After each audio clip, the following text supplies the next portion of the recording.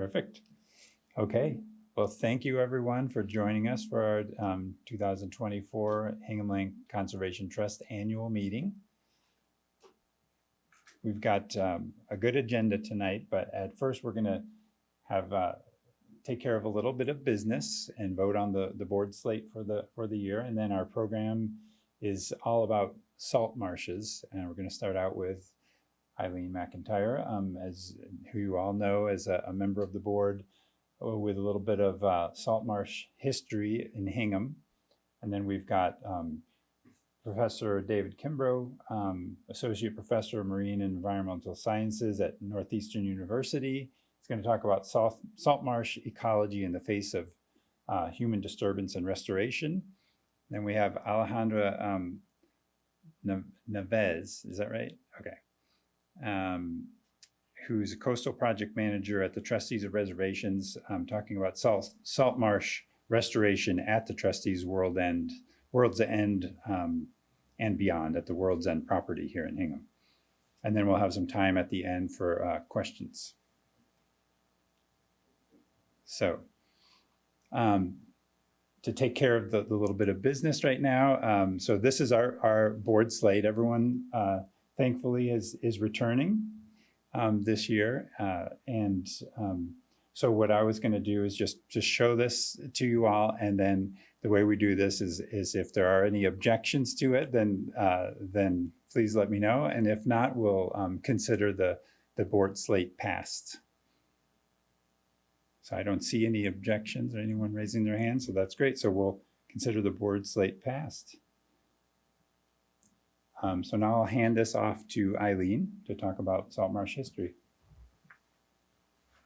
Thank you, Art. My pleasure to do what it will be a dash and a fast dash through some I say salty history because I'm going to differentiate. Here in Hingham, there was salt making, which had nothing to do with salt marshes, but I'll just let you know about that, 2 slides worth. And then we'll go into salt marshes. But this is really just to give you a contextual setup for the topic that our experts will be talking about today. So salt making, just to start with. Before the War for Independence, the colonists relied on England for salt to preserve their food, especially their meat. When war, and fish as well, when war began, there was pressure to start salt works so that there'd be a local supply. And Hingham had salt works along its coastline. So this windmill is part of such an operation. The salt making season ran from March to October. The process would take about 3 to 6 weeks to turn sea salt from the seawater into salt. About 350 gallons of salty seawater would produce about 80 pounds of salt. Windmills would power the pump that would drive the water through the long vats, and then evaporation would take place. You'd have concentrated brine that would then produce crystals of edible salt. So I'm switching to salt marshes now, but I will show you a map in a moment or two where you'll see both salt making operations and salt marshes in the same part of Hingham. Prior to European settlement, salt marshes benefited native people who used them for hunting, fishing, and shellfishing. So they would have been hunting probably for bird life, but fishing was the primary reason for entering the marsh. They had no domesticated animals, so they weren't harvesting the hay to use for domesticated animals. That didn't exist in Native America. But when the Europeans came, salt marsh hay was used much as it had been used in England. So as mineral-rich feed, used in combination eventually with more and more of the upland hay, but with other grains, also used as bedding for livestock. It was a weed-free form of mulch for crops. It was thatch for roofing in some cottages, and it was insulation in ice houses and in walls of homes.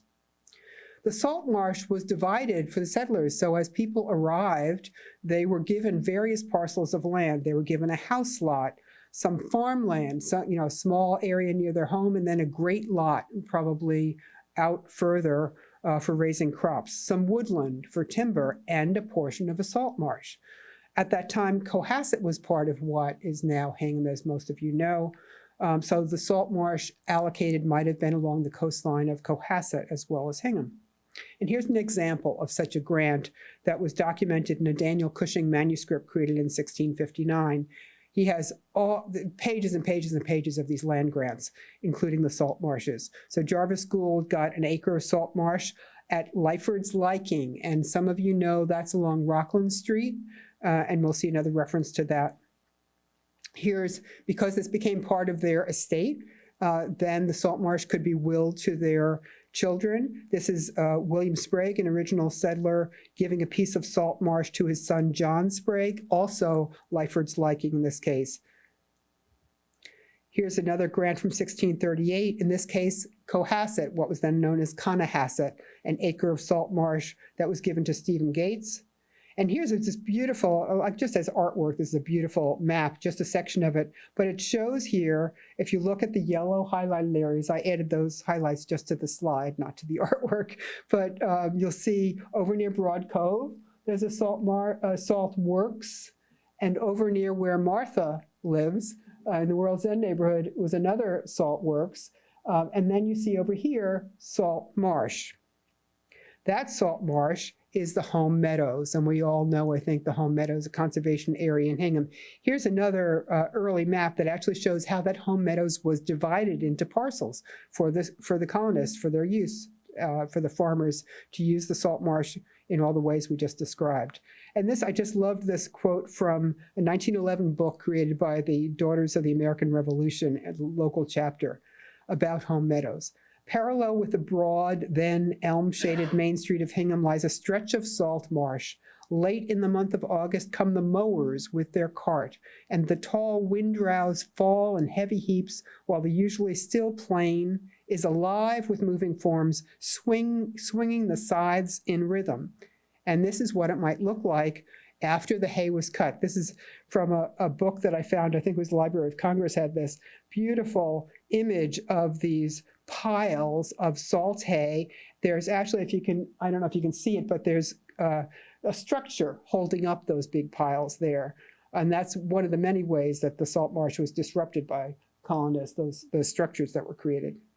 So here's all the ways that the salt hay farming would disrupt a marsh. They dug ditches, they created berms, those wooden supports that you just saw. Additional water control structures sometimes were added. They might also plant some brackish-tolerant crops to get more yield from the salt marsh they'd been given. And all of these interventions impacted water flow and the health of the marsh. Later in time, as farming was no longer a big thing in places like Hingham, there was a transition from farming in this area to summer resort and then bedroom communities. Then the beaches and the marshes were used recreationally. But mosquitoes became bothersome as people were out for recreational purposes.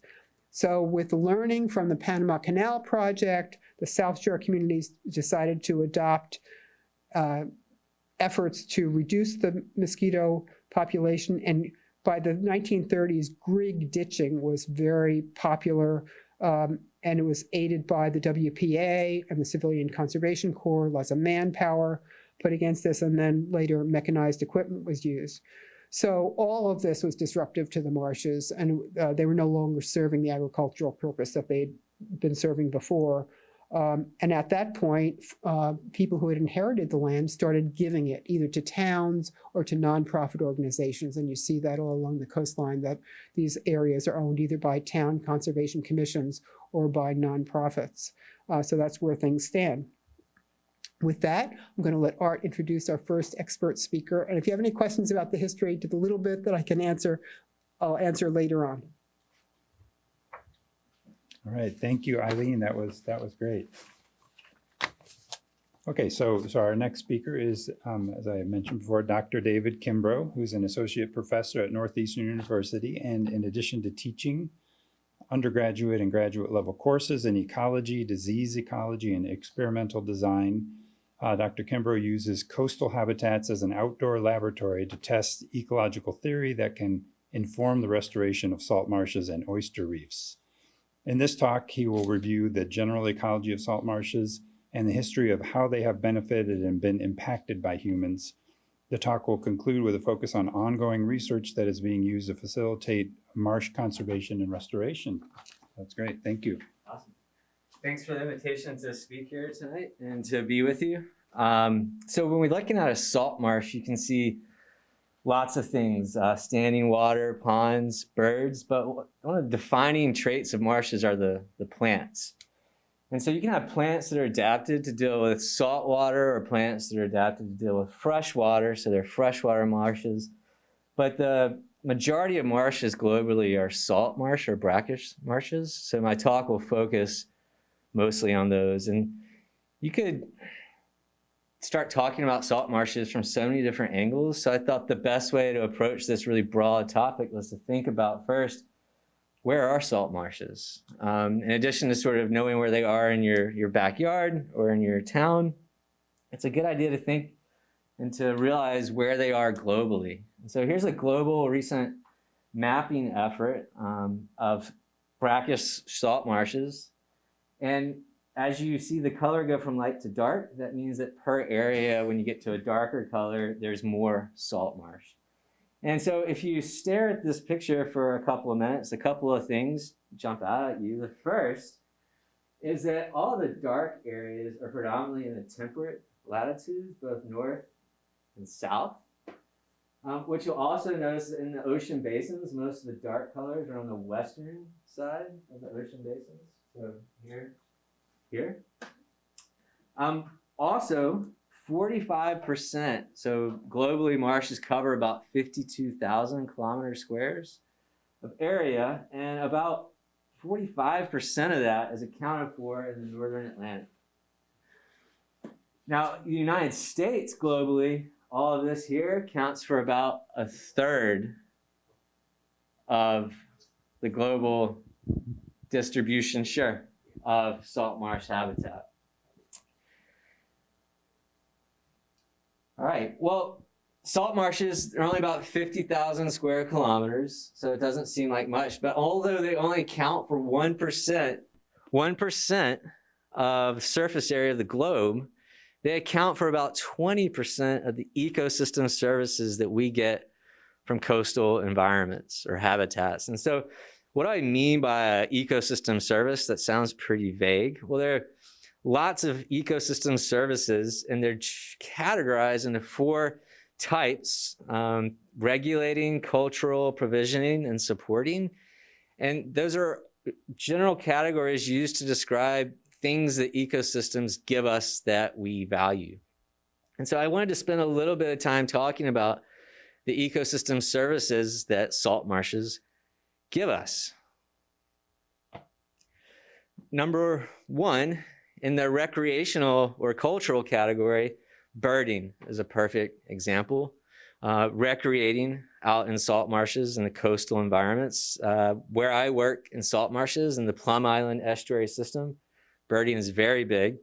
And because I took this from the Mass Audubon site, I thought I would at least put information on. It's a great organization if you want to donate. This slide can take you right to a donation area. Now let's move to the provisioning ecosystem service. And just like Eileen was saying, this is when you are extracting a tangible resource from an ecosystem like a salt marsh. And salt marsh hay is a perfect example that Eileen covered. This is a picture from NOAA that is talking about ecosystem services that salt marshes provide. And this is a good sort of service image of salt marshes as a sandwich, where the salt marsh is giving ecosystem service from the direction of the land to the sea, as well as from the direction from the sea to the land. And so what I mean by that, well, everything that you put in your lawn or on farm fields ultimately goes through the watershed, and that drains to the marshes. And so the root system and the soils that are bound up in the roots of these plants actually filter all that out and keep our water quality pretty decent. Meanwhile, we have our property here. Some are homes and businesses, some are protected lands, but either way, sometimes this water gets a little angry and it wants to come up and pay some attention to the shoreline and disrupt things.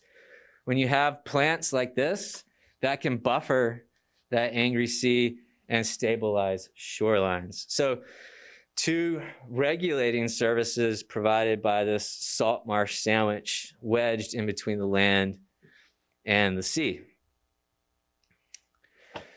Now, one of the active areas for the past 20 years for ecosystem services has been trying to put dollar value on these things that we get from ecosystems like salt marshes so that we can make better decisions on what to do with them. For example, here is an ecosystem service of coastal shoreline protection, where they've estimated, economists, that per hectare year, that's about $8,000 of value that we get, and that's renewed each year if you don't develop it. Likewise, we have for water purification, the same amount of money you take to treat your water, marshes are estimated to do that at a value of anywhere from $700 to $15,000 per acre. Again, a renewable resource each year. And this is a really cool subject area because we're in trouble with the changing climate, and a lot of things are happening on our shorelines. A lot of when storms come, there's a lot of damage that's not insured. And so economists now are trying to use this kind of information to figure out how can we adjust insurance so that perhaps people might want to invest in coastline mitigation by upfront enhancing this kind of coastal ecosystem and their services to mitigate the destructive forces we're going to be feeling increasingly over time. So these numbers look impressive, but rightly so, you might be asking, where do you get these numbers? Do you just pull them out of thin air? And that is a fantastic question.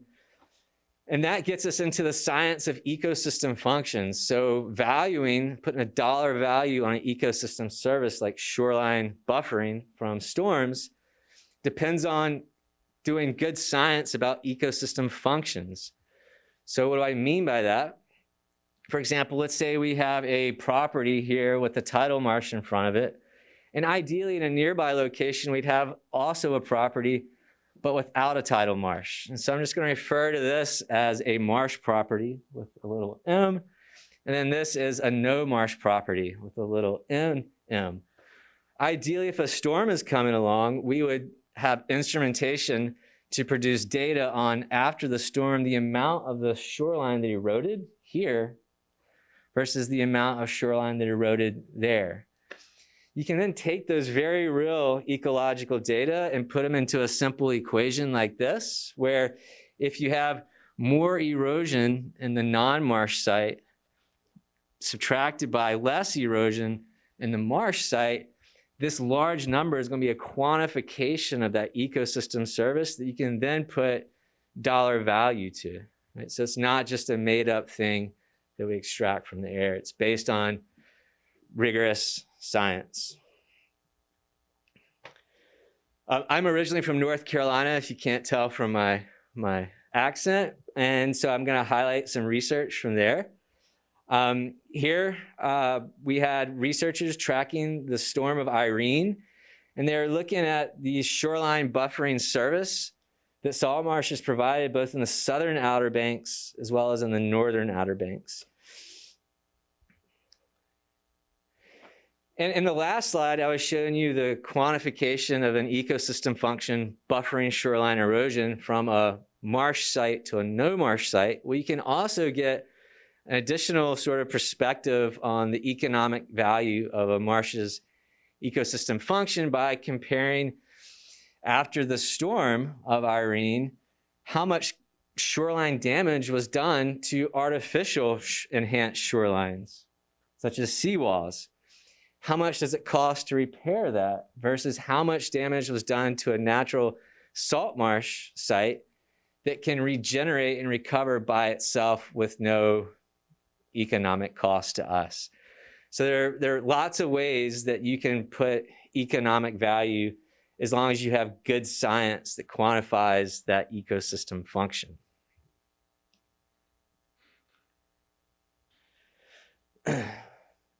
Luckily, lots of people are studying this, not just in one site, like in North Carolina. These dots here represent different studies conducted by different investigators on the ecosystem functions provided by salt marshes. And so we can get an even better estimate of how much a salt marsh per area is giving us a function that's valuable to us, and we can put a dollar value on that if we take all the effect size calculations I just told you about 2 slides ago, and we take the average of them across 30 some odd studies. And so here we have 0. That means if we calculated that effect size, the difference between a marsh site and a no marsh site in terms of erosion rate would be 0. So in that case, the ecosystem function would be nil. And what you can see here is on average across 30 some odd studies globally, we're getting a consistent ecosystem function that's positive in terms of 2 aspects that protect our shores, both wave attenuation and then tons of different aspects about stabilizing our shoreline. I want to spend a little bit of time talking about another ecosystem function and therefore service that salt marshes give us, and that is about the nutrient cycles of nitrogen in particular. So I'm going to try and make nitrogen cycles pretty complicated, but for a long time, the only way we could get nitrogen what plants need into the soil was through either lightning strikes or nitrogen fixing bacteria in the soil or legumes that take unavailable nitrogen in the atmosphere and make it bioavailable. Unfortunately, we are pretty smart and ingenious, and in world wars, we created chemistry to produce ammunition. We then turned that into the ability to make fertilizer. So we bypassed this thing, which allowed us to produce a lot more food by essentially dumping lots of this bioavailable nitrogen on our fields and crops and now our lawns. But what happens now is that all of this excess, very usable nitrogen gets leached off into our waterways. That fuels phytoplankton blooms. Some of it is harmful algae, but others of it is just so much that things can't eat it. So it dies and senesces and is then decomposed on the bottom of our estuaries, and that creates hypoxia. So who's heard of the dead zone in the Gulf of Mexico? It's the same sort of thing. All those nutrients are running down from the breadbasket of America for the same reason. Well, it turns out that habitats like salt marshes can promote the sort of microorganisms that support the opposite process, and that's denitrification. That's taking this bioavailable nitrogen and putting it back into the atmosphere in an unavailable form.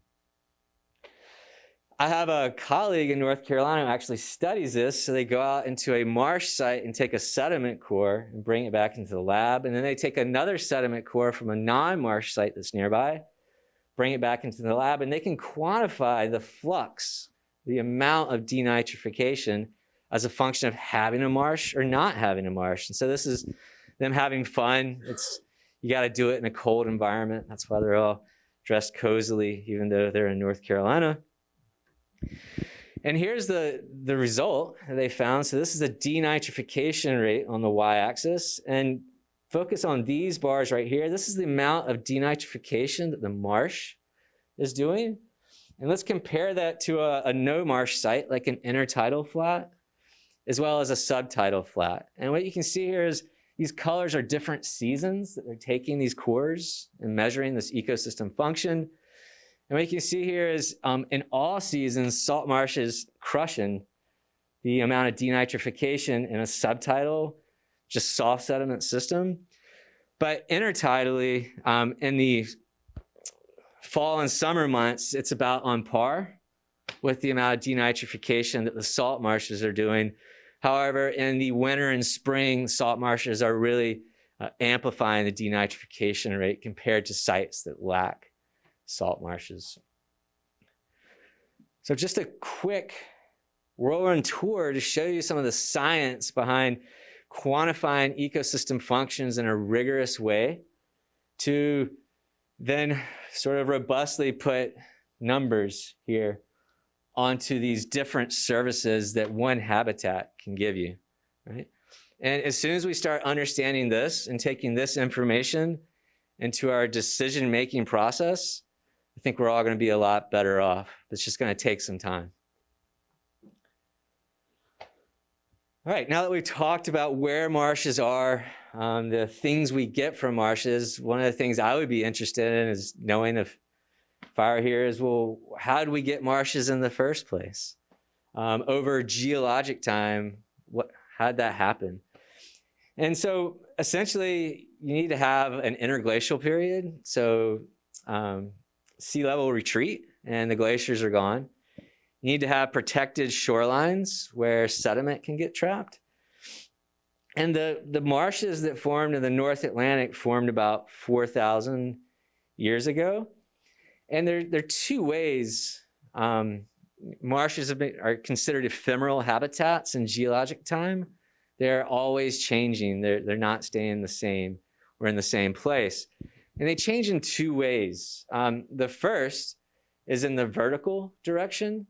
And people consider that to often be in an equilibrium balance, where the sea level rise is trying to come in and take away the marsh, whereas sediment deposition on the marsh can increase in the vertical dimension, the platform height of your marsh. In contrast, marshes can also change laterally. Both they can increase towards the landward side, or they can also increase or retract seaward. And this horizontal change in a marsh is considered to be out of balance. The marsh is either always encroaching into the sea or is always eroding. They're never sort of happening at an equal rate and in a balanced manner. So that's one of the reasons why we have marshes. But if you look at maps, they've changed quite a bit over geologic time.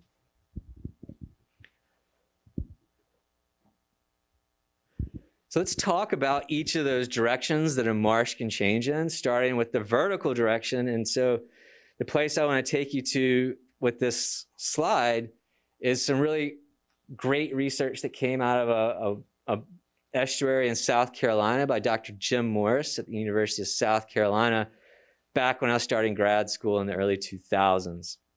And here's a picture of Winya, North Inlet Winya Bay in South Carolina. This is from the National Estuarine Research Reserve, a great research organization that promotes conservation. Also a great place to donate, if you want to call that number.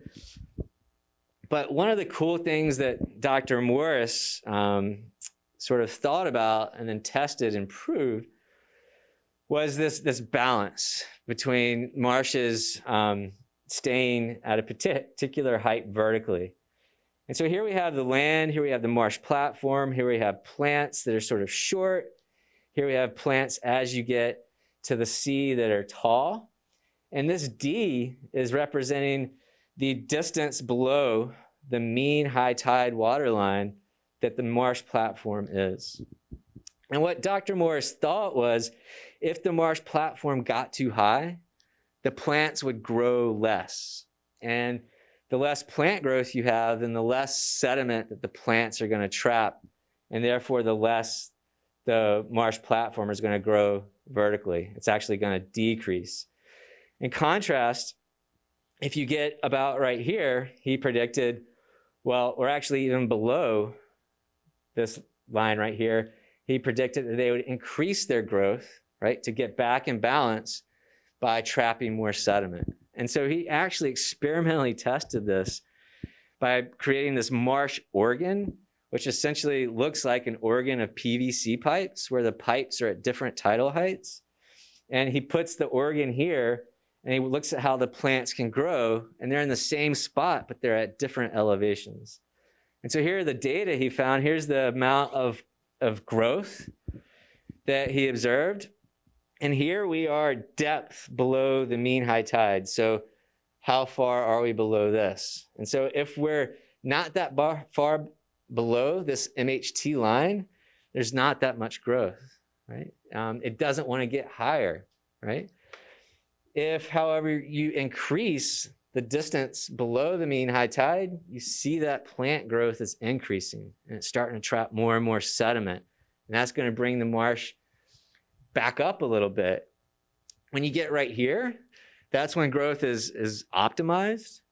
But if you go even farther away from MHT, now you're getting too low. You're submerged in water too often, and then growth completely stops, right?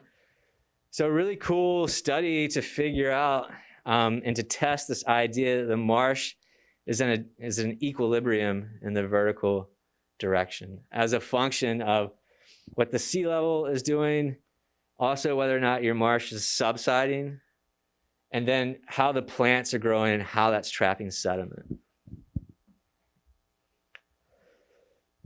Now as an example to show you how quickly marshes can change in the horizontal direction, so either retreating landward or expanding seaward, we're gonna look at a historical sort of data from the Chesapeake Bay. So here's a site in 1836 called Otter Point. And I want you to focus right here on this hashed area and this delta front right here. You can see that the morphology of the creek or river gets constricted considerably from here onward. And then we open up here and we're much more saltier, essentially. They have a sampling station where they could take cores. And by taking cores, you can see what this same area was doing over time. And just looking at this picture, you can see that this delta front in 100 years increased dramatically. That's a short amount of time. So how is it doing that? Well, look at this one location where they have a sediment core. You can see here in chunks of 20-year increments, you can see the amount of sediment that was being deposited on the marsh increased exponentially until about 1910. So the marsh essentially was getting tons of sediment supplied to it. And as a result, you can see how quickly it can grow in that horizontal direction or seaward. So what was the cause of that? Well, it was us. So now we're gonna flip this graph and we're gonna have time going from 1690 to 1990 on the y-axis here. And then we're gonna have sedimentation rate on the x-axis here. And what you can see again here is that sedimentation load is increasing in about 1890s. What was the cause of that increased sediment supply? Well, it was us. So pre-European settlement, according to these cores that we're taking here, there's not much additional sediment being supplied by the river to the salt marsh. But as you see, colonists arising and essentially deforesting everything for agricultural purposes and settlement. You can see now you had the sediment being washed away into the rivers, supplied to the marsh, promoting rapid change of the marsh in less than 100 years in that vertical direction.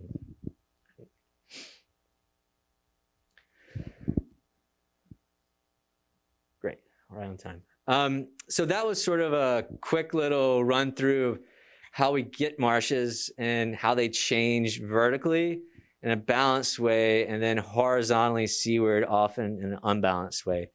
They're either eroding quickly or growing quickly towards the sea.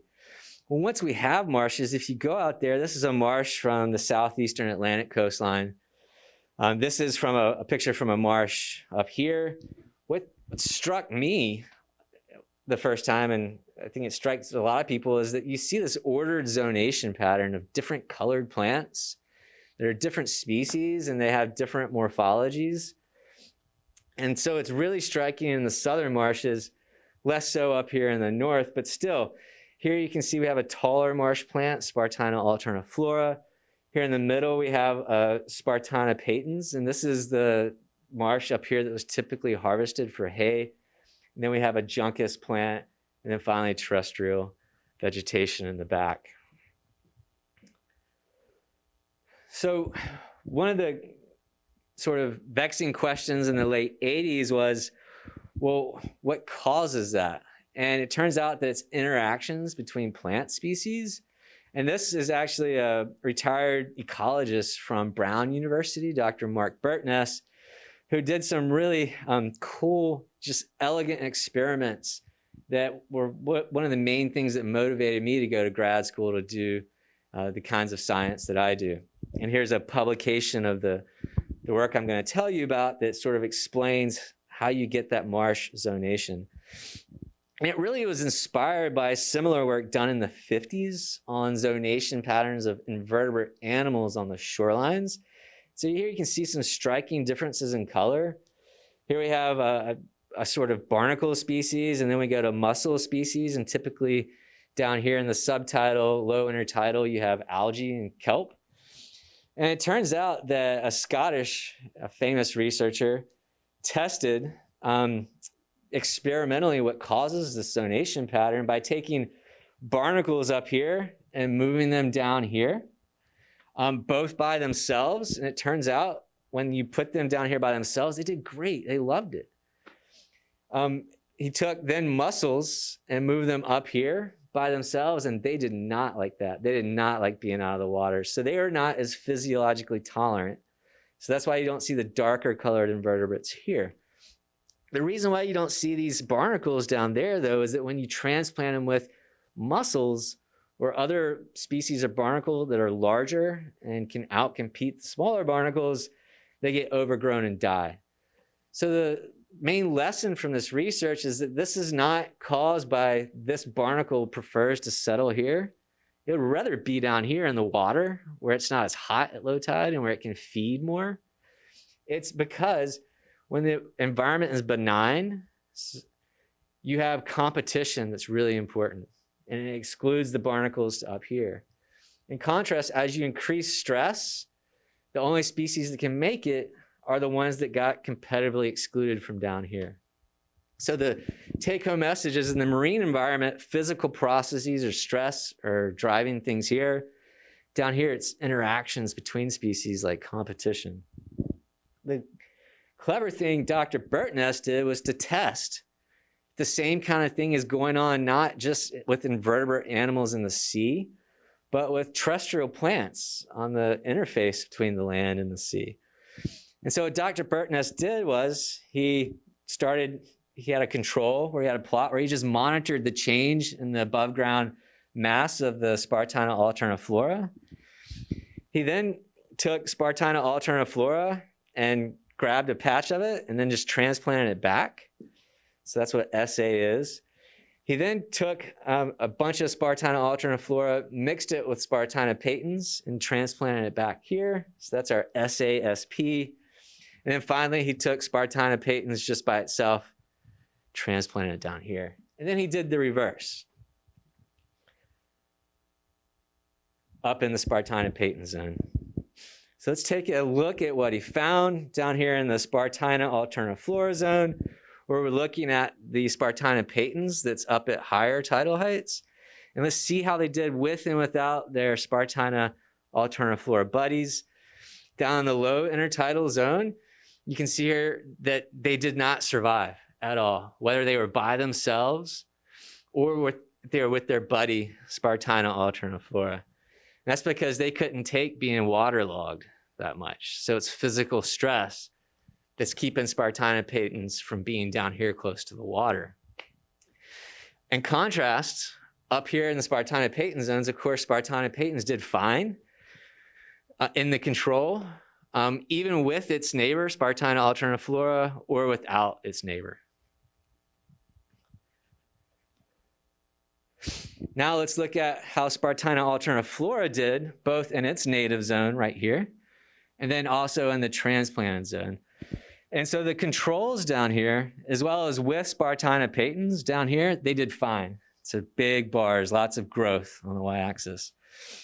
However, when we look at the Spartina alterniflora that are transplanted up here at a higher elevation, they could only make it when they were protected from competing with Spartina patens. So for plants, it's environmentally better away from the water. And so again, just like in the rocky shoreline, when you decrease stress, competition becomes more important.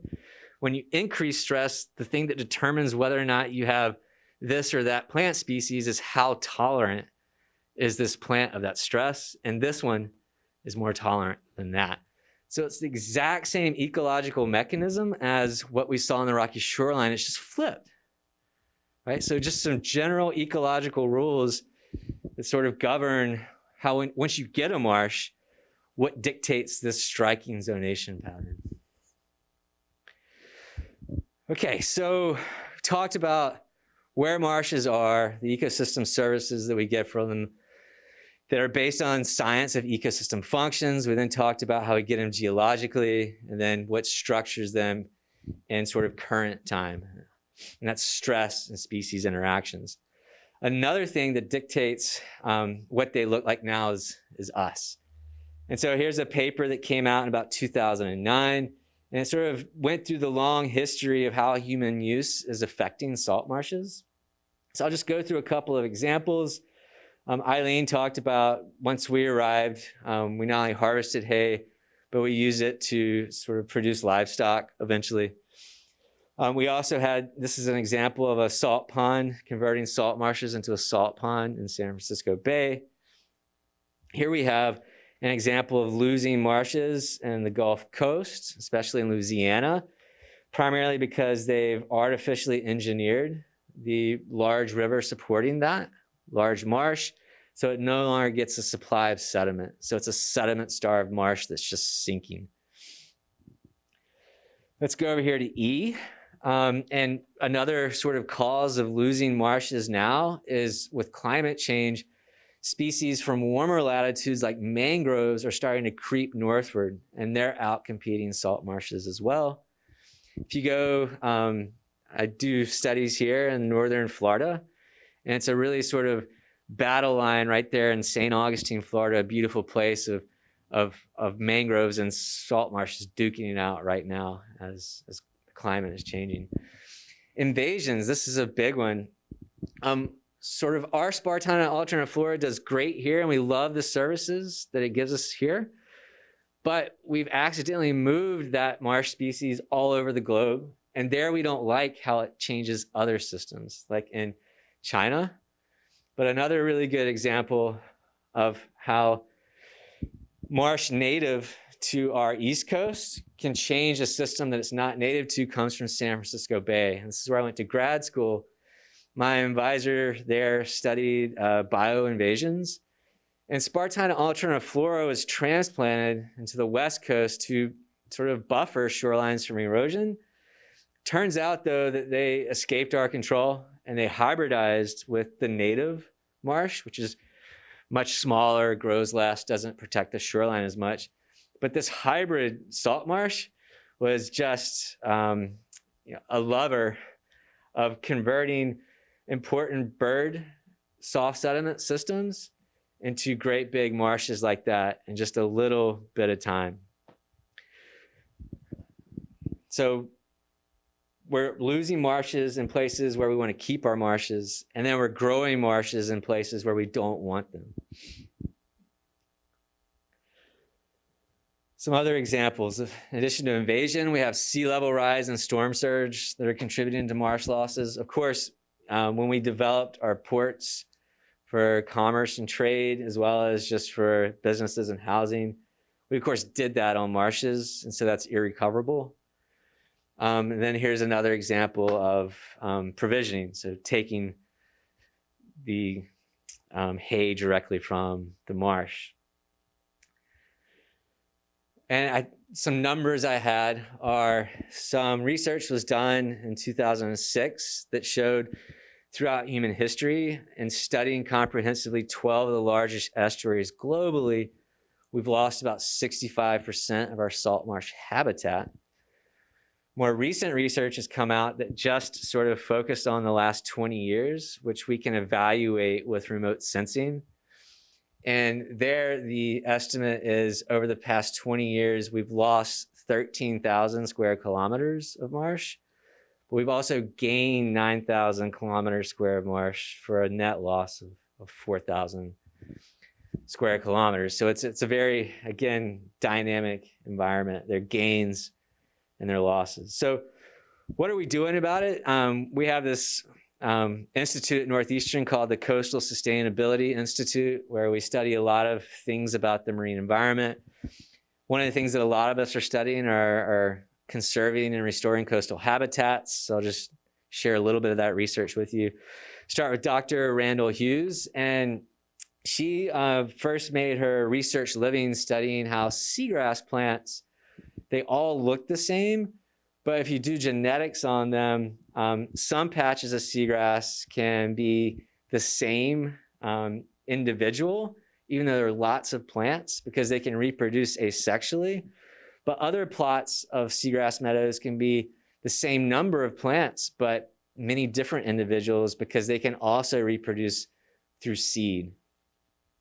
And so she actually did studies where she manipulated genetic diversity of seagrass and found out cool things like when Brent geese come through in the wintertime and they eat the seagrass, the ones that are more genetically diverse per plot were more resistant to that grazing. And so she's doing similar things with salt marshes up here, where she's looking at how do the ecosystem functions and services that marshes give us, how are they enhanced if you have more genetic diversity of your plant community per unit area.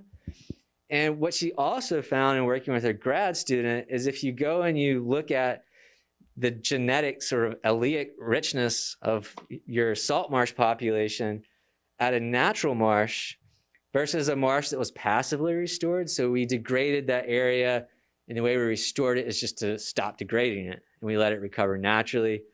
Versus an actively restored marsh where we go and we take plants from the greenhouse and we plant them and hope that that enhances the recovery or restoration of the marsh. What she found is the natural marshes have lower genetic diversity than our actively restored marshes. So how we get these actively restored marshes are our resource agencies simply go online and they order plants from greenhouses like this. So she's working with these same people and replicating their exact propagation methods in greenhouses to study what are the causes and consequences of this for our restoration efforts going forward in Massachusetts. Couple more minutes. Something that my lab is working on is I love this channeling of salt marshes. This is from Plum Island Estuary. Both the sort of major rivers and then the creeks that shoot off from the rivers. Very interested in how that influences the ecology of the marsh platform.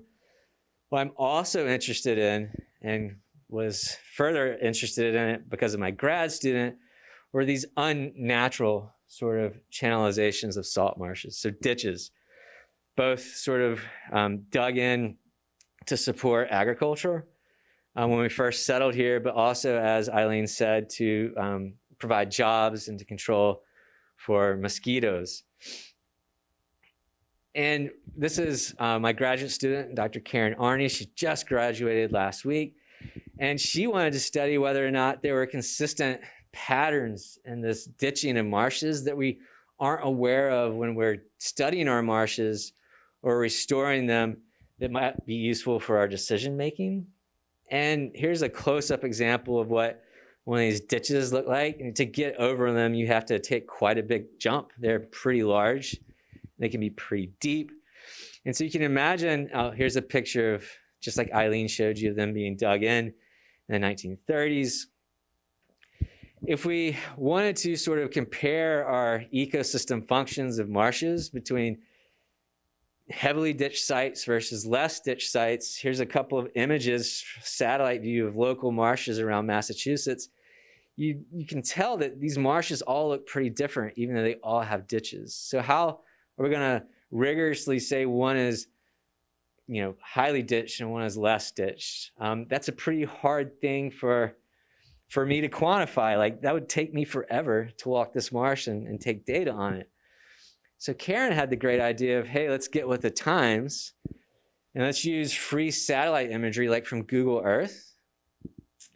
And let's see if we can take that free imagery and combine it with machine learning to do all the hard work for us, as long as we train the machine first.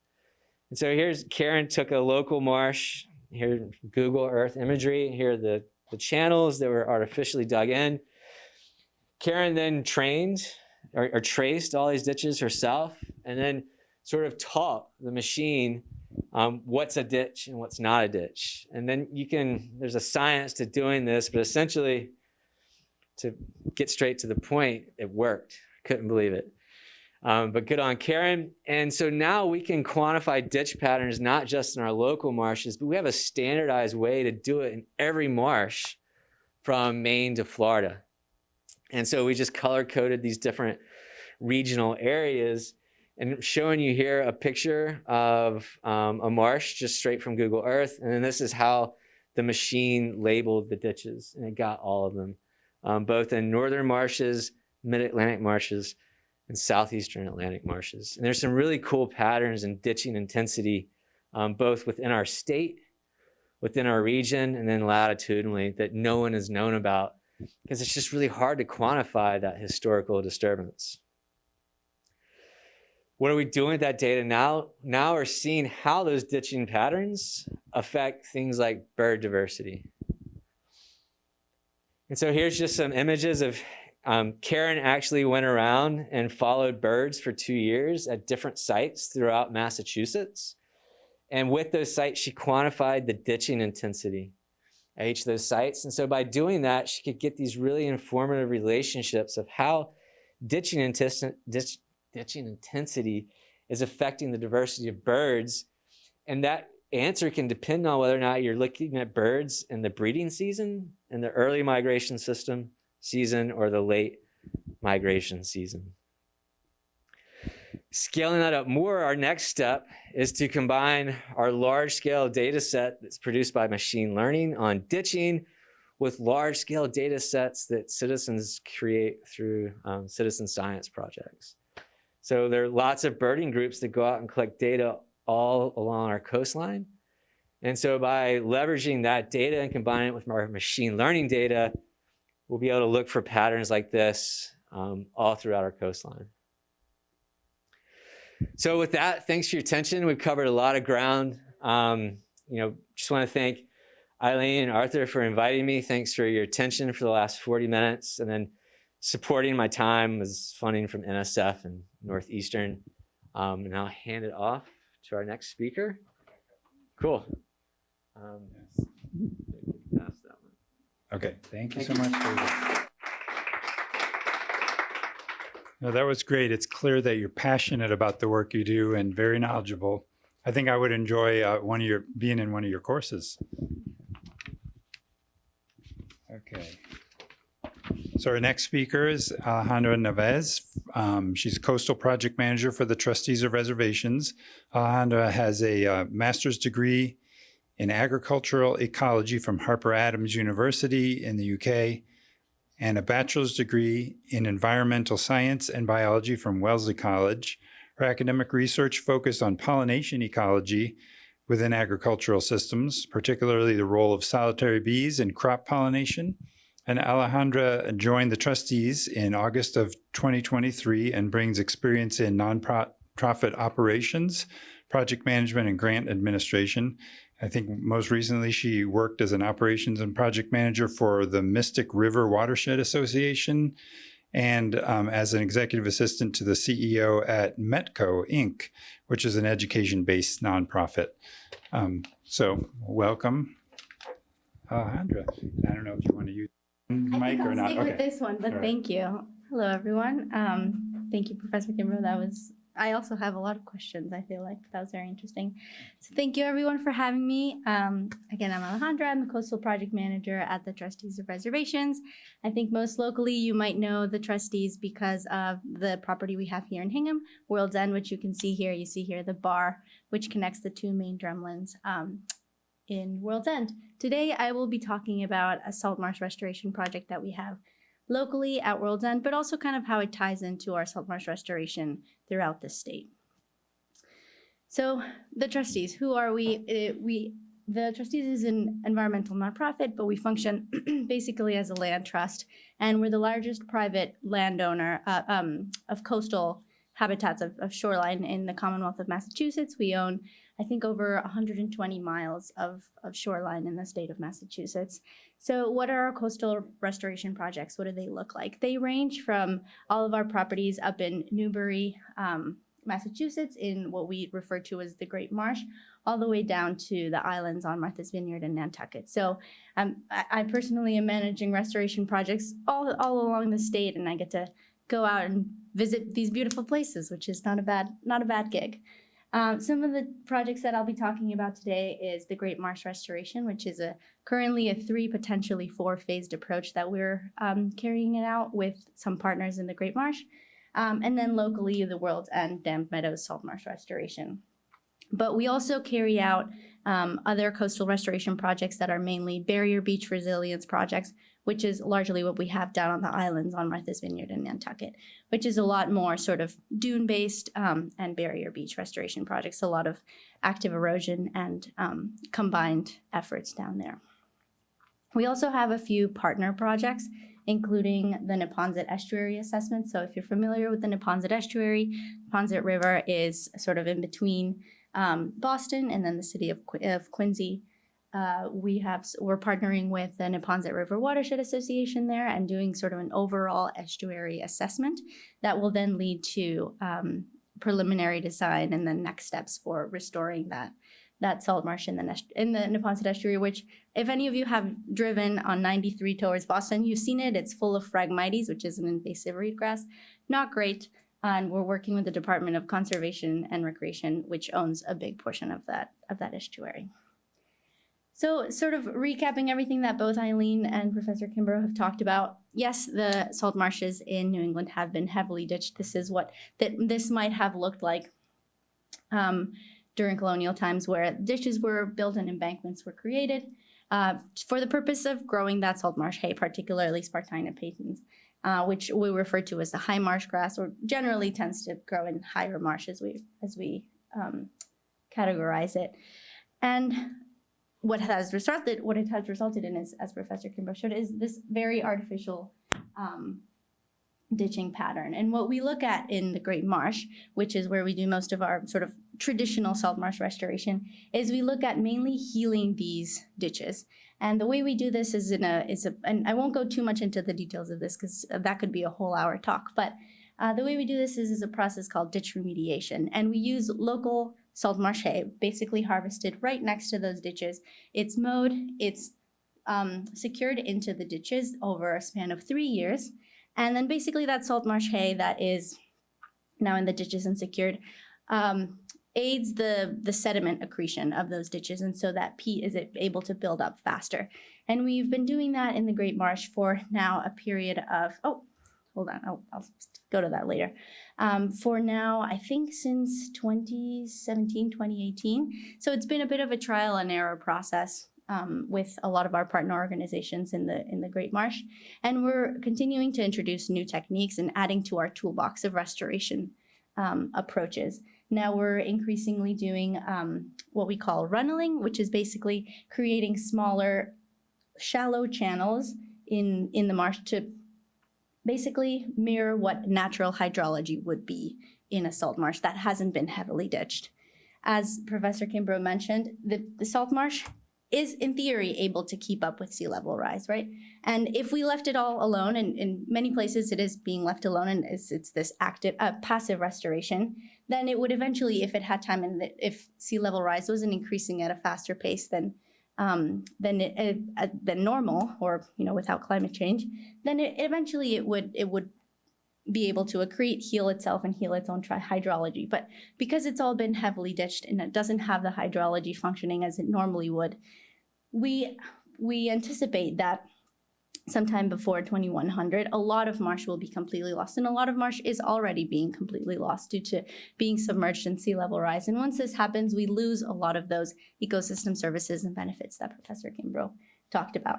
So our goal as restoration practitioners and as landowners is to restore the hydrology of these marshes, especially with large platform marshes like in the Great Marsh, which I think is 16,000 acres of salt marsh in the North Shore of Massachusetts. And I think it's the largest salt marsh in the region, at least definitely in the state.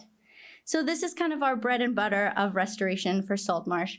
And the way it's been carrying out, it's been a 3-phased approach, where phase 1, we started out in Old Town Hill up here with approximately 85 acres, scaled up to phase 2 in what you see in red, 273 acres, and we're currently at phase 3 at just over 1,000 acres of salt marsh restoration. We have completed all of the implementation for phase 1 and are complete with year 2 of implementation for phase 2. We're currently in the permitting process for phase 3, and wetlands permitting is a lot. That's a lot of my job. It takes a lot of my time. It's and there's always updated guidance and shifting guidance from the Department of Environmental Protection. So that's where we're at now. We're getting ready to engage regulators to be able to basically put a shovel in the ground for the next phase with 1,000 acres. We have another potential phase 4 that is mostly focusing on removing tidal blockages throughout the Great Marsh. But for the most part, this is the fixing hydrology portion of our restoration efforts. And again, some of our partners for this work and some of our funders for this work have been the U.S. Fish and Wildlife Service, the Division of Ecological Restoration, and the National Fish and Wildlife Foundation. Particularly NIFWA for National Fish and Wildlife Foundation, because we're trying to restore and maintain a lot of that high marsh habitat, or Spartina patens, which is really critical habitat for the salt marsh sparrow. So how is that similar and how is that different than our local salt marsh restoration projects? So you've hopefully been to Hingham, to the property at World's End, and you've seen what we refer to as dammed meadows, which is now a tidal flat, approximately 14 acres once you enter the property. It's not this like big acres and acres, thousands of acres of salt marsh. It's what we would refer to as fringe salt marsh. And you can see a little bit of that fringe salt marsh here in the bar, particularly on this left side too. So what basically our approach has to shift a little bit, and our usual approach at addressing hydrology, at remediating ditches is not really what's going to work here. And it's not something that is in the sort of restoration practitioner world, it's not as familiar. We don't have a permitting pathway for it yet. We don't have something that's tried and true and tested. So the goal for this restoration project is to pilot some new innovative techniques in restoration. If you might know a little bit of the history of this tidal flat at Dammed Meadows, but it's been an over 20-year restoration effort where approximately 20 years ago, the area had been blocked from tidal flow, and it was a freshwater system. And so a bit over 20 years ago, that tidal blockage was removed. Salt water was allowed to come back into the system, but unfortunately the salt marsh hasn't really established, and so now it's mostly a tidal flat. Why is this site important? Dammed Meadows is within the Wire River ACEC, or Area of Critical Environmental Concern. So as a tidal flat, it really is critical to a lot of wildlife benefits in the area, which also ties into, because it's an area of critical environmental concern, also ties into a lot of our permitting issues and sort of holdups, which I won't go too much into today because that's a whole other topic. But this is what Dammed Meadows looks like today. And as you can see at low tide, it really does look like a tidal flat. It's not that big platform established marsh that you see, but there is a lot of salt marsh grasses growing in on the periphery of the tidal flat throughout this 14-acre area. And our goal is basically to, one, do an assessment of the site and figure out what's going on. Is this salt marsh establishing further? Is it actively eroding? How is it changing? How has it changed in the last couple of decades? And basically aid it to continue establishing if it's not already doing so. So overall, our goals are, one, engaging community members. So things like this, but also having community members. It's a very highly visited site. Having community members be a part of our design selection, being a part of our baseline data collection, whether that be through volunteers or whether that be through our summer camp students that are every summer on our property. We're also planning on having some on-site education and some on-site signage around the project throughout the life of the project. Again, as I mentioned, second goal is reducing that leading edge erosion of the marsh. So once we figure out what's going on with leading edge of the marsh, is it migrating landward or seaward? Making sure we're reducing that and that our pilot techniques are doing their job. Encouraging salt marsh grass establishment. piloting these two restoration techniques, innovative, and then monitoring them in the short term and long term. The two techniques that I'll talk about today and that we currently plan on piloting are salt marsh, using the salt marsh hay bales to basically help this area accrete more sediment. And then the second is using wire cages, which are modeled after lobster traps, to reduce wave action in the leading edge of the marsh. What will this look like? Our scope of work starts with a site assessment and baseline data collection. So this will be collecting data on current vegetation, wildlife observations, what is the sediment flow in this area, what is the tidal flow in this area, what's the sediment availability, sediment type, a lot of basically anything that we can find out about the site, whether that be existing data or whether that be data that we're going to need to collect. Then following up with a feasibility study and alternatives analysis. And this is where also a lot of community engagement will come in. We're going to be working with a team of consultants who are basically going to look at the site and see, okay, these are the techniques we're planning on piloting. Will they work here? Well, where will they work? Where within World's End would be best to implement them and how? And then moving that to an alternatives analysis. What different ways can we pilot these techniques? And then bringing in community members to give feedback as to what the community would prefer to see in terms of these restoration techniques. Once we have that finalized and we've worked with a project advisory team as well as with community members, we'll move on to a preliminary or even further restoration design. Moving on to permitting, which, as I've mentioned, permitting is always a big question mark in our world.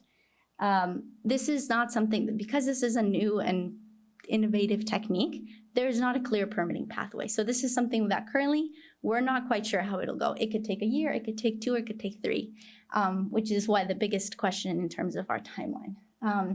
Because it's not because it's not an established technique, we don't quite know whether we're going to be able to permit this as a nature-based solution, which tends to be what we try to go for, or whether it's going to be more in the realm of engineered structures and coastal protection. So that's a little bit up in the air. And then finally, implementation. The implementation portion of this project is hopefully going to be the simplest one. It basically is hopefully going to consist of putting down some wire traps in the configuration we've determined and designed with consultant, and the same goes with the hay bales. So our project partners for this project, and there are some potential consultants, likely engineers, who are still to be determined, but this idea really all originated in a partnership between Ian Sloan, who's a landscape architect, and Professor Carolina Aragon at UMass Amherst. So Ian Sloan is a landscape architect partnered with Professor Aragon, who focuses really on using art and public art to really, and you might have heard of her, to showcase basically how the world is being confronted with issues in climate change, particularly for public art and public spaces and coastal art installations. So I'll show you the technique a little bit later, but those two got together and kind of started thinking about, okay, we have these leftover art supplies. How can we use them for something like coastal protection? And that is one of the originators of this project. And then we're also going to be partnering with 2 folks from the Center of Coastal Studies for sort of more of our academic side of things, to do our monitoring and also to partake in a lot of our baseline data collection. And that's Katie Castagno and Mark Borelli from the Center of Coastal Studies. The funding that we're receiving for this project is we've secured a state earmark from the Department of Conservation and Recreation, as well as 2 different private foundation sources, which include the 11th Hour Racing Foundation and then some funding through Restore America's Estuaries that's coming from EPA headquarters. Currently, where we're at with the project is our scope is being reviewed by EPA headquarters because it's federal funding. It has to be reviewed, everything down to the T, and that's currently where we're at. There's been some delays, as there usually are, but hopefully the next steps is to get that approved and then to get started with quality assurance project plan, which can be a little tedious, but helpful to have.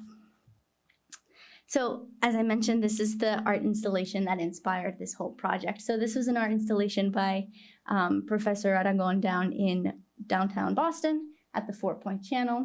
If you are familiar with Boston, this is sort of in the seaport area. And this installation was meant to showcase what sea level is going to look like in 2030, 50, and 70, right? At a storm event, during a storm event, which is really crazy to think about. Imagine those traps are about the size of a lobster trap. So I don't know, 2 by 4 maybe feet. And so this is a fairly significant height. And so having this structure really is quite shocking to look at, especially in such a developed urban area. So once this installation was, lived its life and lived its course, Ian Sloan and Carolina said, okay, well, what do we do with these lobster traps? And Ian took them to his family's house in Swansea, Mass. And under a permit for some, I believe it was a permit for fishing gear, placed them basically at the leading edge of some fringe marsh that they had down in Swansea, Mass.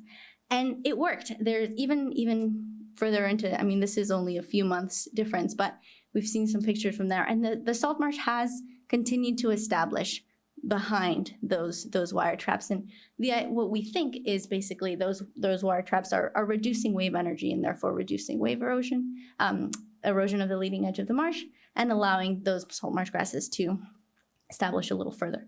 Well, we don't know if sediment has anything to do with it, which is why we'll be monitoring that during our project. But another thing that he noticed is a lot of bivalves starting to establish along the sides, both in front of and behind the wire trap. So that's also another thing we'll be monitoring closely, is basically how do these traps interact with wildlife as they get more and more established. And we'll be looking at sort of the long-term effect of that as well. The second technique we'll be piloting is the use of salt marsh hay bales. And this is really that technique that I mentioned earlier about ditch remediation. It's the same salt marsh hay that's being harvested in the Great Marsh, and most likely we'll be using salt marsh harvested from the Great Marsh locally. I don't believe there's enough thatch down in World's End to harvest locally, but that's the idea of using the salt marsh hay to do the same thing that it does in ditch remediation, which is really allow that sediment that comes in with the tide to be trapped and remain there rather than flow back out with the tide. And what currently likely happens, because it's a tidal flat and there's not a lot to grab on to that sediment. It is also a very, as you might have seen if you've been at the property during high tide or low tide or as the tide is coming in, it's a really high energy system. And so these will have to be secured really well. And hopefully it'll work. So one of the things we'll be looking at is looking at what type and how much sediment comes in with the tide every day. To see sort of if it's feasible that these hay bales will be trapping any sediment at all. And then finally, I think just looking at a timeline, I mean, as I've mentioned, these projects take time and they're very much worth the time, obviously, but this is an example from our phase 1 of our Great Marsh restoration in the North Shore, where even before 2018, this was a project that started to be, sort of a concept. But in 2018, planning for the first phase began, and even just this year, actually in 2023, we finalized implementation, and we still have 2 more years of monitoring to do. So in a little under a decade, the project is just now beginning to be complete for only 85 acres of salt marsh restoration. So these projects take time, and hopefully with a smaller scale system here, it won't take as long, but because of the permitting pathway is not quite clear, then we're not quite sure how that will go. So as I mentioned, we're currently under review by the EPA, and hopefully we'll get to a quality assurance project plan soon, hoping to begin our site assessment and our baseline data collection potentially this year, maybe later in the summer, maybe in the fall, and then begin our community engagement and our outreach around the project then, and then potentially start our permitting process in 2024, heading into 2025, continuing that community engagement, and then again the question mark of when implementation remains. But hopefully it'll be before the end of 2026. But that's currently where I think I don't know if I'm out of time, but that's the end of my brief look at our local project. And thank you so much for having me. That's great, thank you. Great.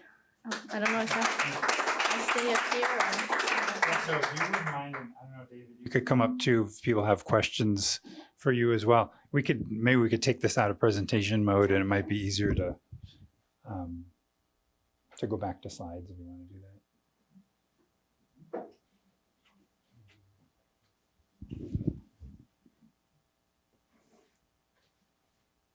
Just make it easier if you need to look for something.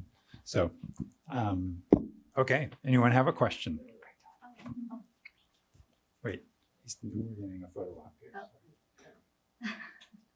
All right. You mentioned Phragmites as an invasive species. Where did it come from?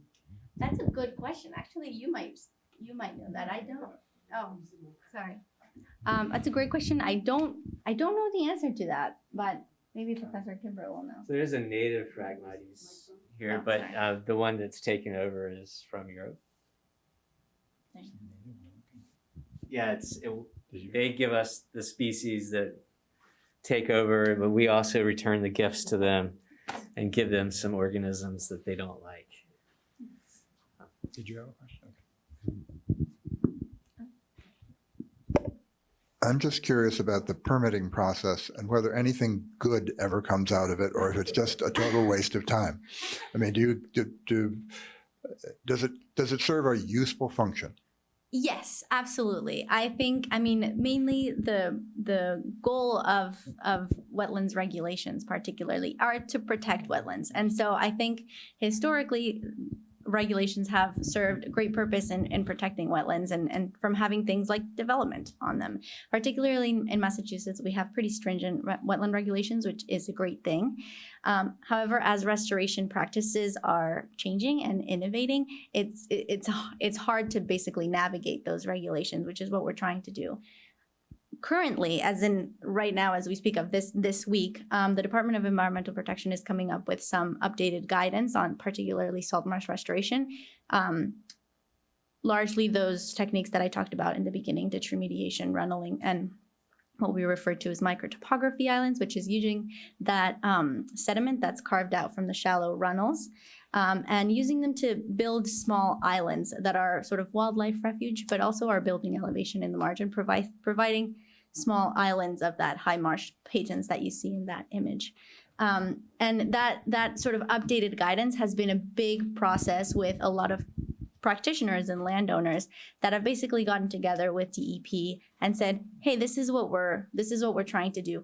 Can you please let us do it? If we don't do it, a lot of marshes are going to disappear. So it has been an ongoing conversation, and there is a lot of updated guidance that has been informed by landowners and practitioners, which I think is great. So good things do come out of it. The bivalves in the seaport area around where the lobster traps are going, what bivalves might those be? Are there any that are edible? Oh, that's a good question. Maybe you might know the answer to this. They weren't in the seaport area. They were down in Swansea, Mass. I don't quite know what species. I haven't been to the site myself, but you might know which ones are I common. would say mussels. Yeah. Mussels and probably some oysters too. Thank you. Yep. Okay, I have a couple questions for you, Professor Kimbrough. On the topic of zonation, Sure. I was just kind of assumed that the biggest factor was salt tolerance of the plants. It sounds like, that may be something to do with it, but it sounds like there's other things going on that. There are lots of different stressors, but that's a huge one. And the Spartina alterniflora can deal with that being buried by salt water all the time by exuding the salt, whereas the Spartina patens can't. But there are also a lot of other stressors with the sediment. So there's a lot more sulfuric hydrogen sulfide and sediment that is waterlogged. And so where Spartina alterniflora is, it can also handle that more than Spartina patens. It likes to be in drier sediment that has less hydrogen sulfide. Okay. And one other question, the ditching also, I thought that was really interesting. I've noticed that before. And then you talked about it a little bit more, Alejandra, but how persistent is it? So you're saying those ditches that we see today were established like in colonial times? They don't heal on their own? So there's kind kind of echo. A lot of it was done in colonial times, but then there was a lot more that was done in the 1920s, 1930s. Not much has been done because of so much wetland loss. It's now protected, hence the permitting process. So not a lot of digging happens anymore unless you just have development that takes the marsh away. But some ditches are so extensive that it just can't fill in, it can't trap the sediment. Whereas these smaller ditches over time will heal themselves. And then with facilitation by these great restoration efforts can do the same as well. There's just this threshold at which the width and the depth of the ditch that's there, you can't let it heal on its own. And then what are the patterns, I think was another part of your question. In Massachusetts in particular, and Gulf of Maine, it's the most ditched along the eastern seaboard. You have in the southeastern Atlantic, there is less ditching prevalence. So there are more marshes that are not ditched than here. There is about an intermediate amount of ditching in the mid-Atlantic. But up here in New England, which makes sense because this is where we were colonized first, and this is where the marsh was used first, the history of ditching is much richer here. And so there's a lot more restoration to do in the Gulf of Maine than down the southeastern Atlantic Bight. I just had one other question. So the use of the marsh grass, like why that instead of just anything else? It's because like would it seed or something, or I'm just curious about that. I don't know about the seeding portion, but the idea is basically to approach restoration through nature-based solutions. And so it's the idea of not removing anything organic or adding anything to the marsh. And so if we were to add, say, sediment placement is being explored in other areas, but are not really in Massachusetts. So it's the idea of using what's there locally, what could possibly very much help accrete sediment if it were to naturally fall into the ditch. We only mow about 20 feet on one side of the ditch. So it's very much right there. It could happen naturally on its own. We're just aiding it and making it happen a little faster. So that's the idea of a nature-based solution, of really something that could potentially happen on its own, but we're just helping it happen faster. Yeah. Other questions? Could you bring that slide up with the lobster traps you had at the North Channel? Oh, I don't know. Yeah. Sorry, that's the one downside to. And explain it again. Which slide, sorry? The one with the lobster traps in it at the North Channel, that one right there. Oh, this one? Yeah, explain that again, please.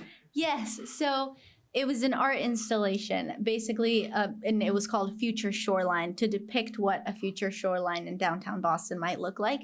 And what it's portraying is under a 100-year storm event, so a storm that would potentially happen once every 100 years, which currently is a 1% chance storm.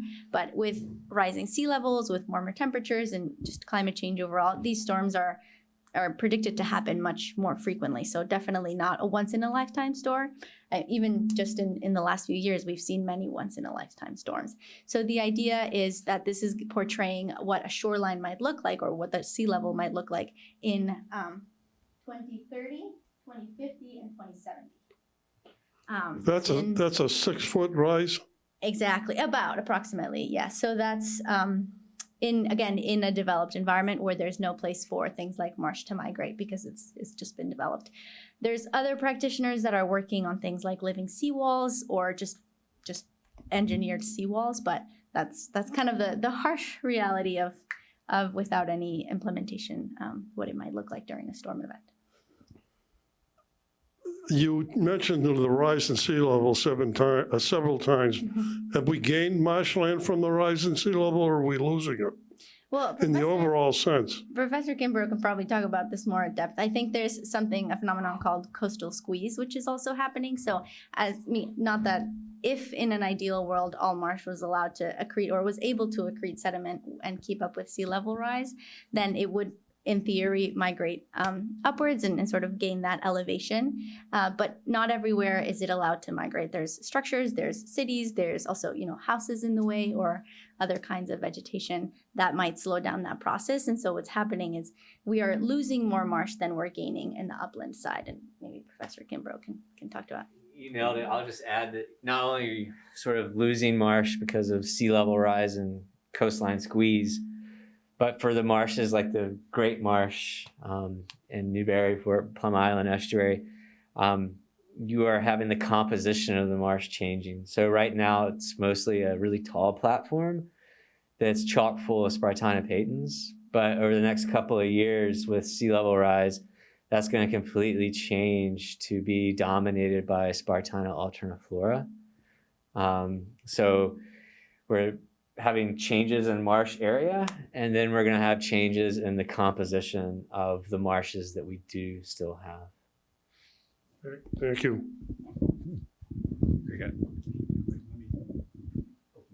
Maybe just have our touch it around. I actually had some questions around the initial presentation early on of the studies that were looking to quantify the value of marshes, and just curious how well accepted those numbers are. Are they being used? Maybe how they're being used? And in the end, can they even compete with numbers that development throws up? and if you're saying, well, the economic value of a development is pretty well established in economic terms in the ways we understand it. But that's a great question, and it is a young science, relatively speaking. And so those numbers that I put up was from studies in the early 2000s, and there's actually under the table there is some contention among economists about these numbers.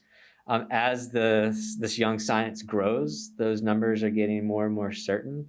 And so now the trick is trying to figure out how do you integrate development cost and reward decision making, which currently doesn't consider these kinds of services, which we're getting a very precise dollar value on now. How can we change that calculus? It's like a new math is needed. And so this is a very young science. It's growing quickly, and if I had to go back to school, that's what I'd study, because it's very useful for applied purposes. Obviously, I mean, everything comes down to money, and it's just an evolutionary process. Just like with the permitting and the restoration, we're in the age of restoration. If we used to be in the age of destruction, now we're trying to figure out how to fix things. But of course, with the protections put in place, which are awesome, we're having to sort of build this plane as we fly it, and to try and figure out how to marry these new restoration practices with existing rules and regulations and permitting processes. It's the same thing with the economics of it, right? It's just going to take a while to work itself out. yeah. Thanks. Any other questions? Do you feel like there's an interest in this? Are your students, do you see enthusiasm for it? And do you see more and more like undergrads and grad students really wanting to help figure this stuff out? It's a great question. And so I'll say yes, but then I always like to back it up with numbers. And our majors in these kinds of topics have grown sort of exponentially in the last 5 to 10 years. So that right there is sort of student numbers showing you growth, and that the jobs that are out there, we don't even really know what they're going to be, some of them, because this is an evolving sort of field essentially. But we're giving them the science and data skills so that they're going to be able to adapt and take advantage of those new jobs. Also, Northeastern in particular has invested into the Coastal Sustainability Institute at a time when a lot of educational institutions are scaling back investment. So it's nice to know that coastal sustainability is a major focus of universities like Northeastern, and that the students are taking advantage of that. So yeah. All right, Eileen. just at a local level, a town level, we're citizens. Are there things that we can do? Obviously you're talking about possibly volunteer efforts at World's End, but just in terms of, all the shoreline that there is, are there, routine things that we should be thinking about, talking about, writing letters about?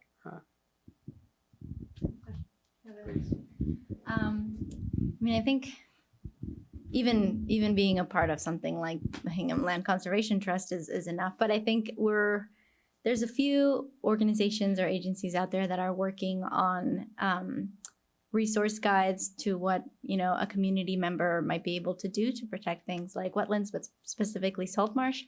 I think Professor Kimbrough talked a little bit about nutrient loading. So things like not applying fertilizer to your lawn. That right there is an easy thing. Picking up after your dog so that it doesn't all that nutrient loading doesn't end up in the waterways. I think there's just sort of being a general steward of the salt marsh, not trampling over salt marsh, being sure, you're not harvesting anything out of the salt marsh that should likely remain there. I think salt marsh restoration, we have people ask that all the time. What can I do as either a salt marsh landowner or as a community member that, frequents the salt marsh? There's not a lot of active restoration. That's why we're trying to pilot smaller techniques that might be able to be implemented in smaller fringe salt marsh. So we're kind of working on that techniques that might be able to be applied at say the residential level. But I think overall just being a good steward of the coastal areas that you frequent or that you are a community member of. But I can't say there's anything in particular like, yes, this is what you can do to save the salt marsh, but just overall. Anything else? All right. Well then, thank you very much, everyone. We can conclude the evening.